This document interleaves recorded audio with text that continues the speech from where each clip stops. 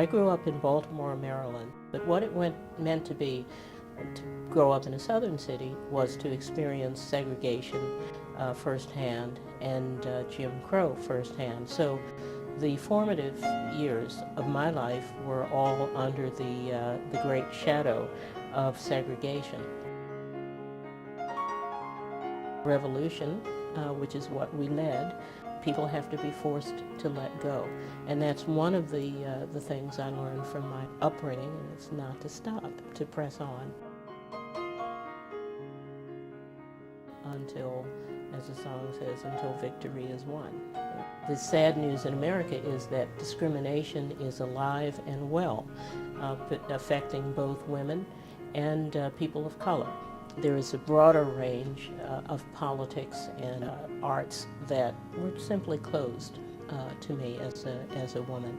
Now that I have arrived at this stage in my life, I'm aware that there are still challenges for women. I'm a proud card-carrying feminist, yes. A feminist is someone who, in my view, supports equal rights for women to the point of working harder for them, because the society is an oppressive society still. One has to make extra effort and take extra affirmative steps in order to ensure that there are positive outcomes for women.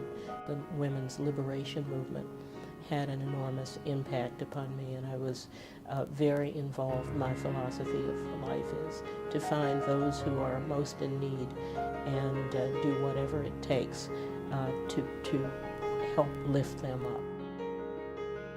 If you love what you do, you will be successful. The Women's Museum and the Women's Hall of Fame are extremely important because women's issues are important. Women are, as the proverb goes, Chinese proverb, hold up half the sky. Discrimination against women is, I believe, the most fundamental discrimination on earth.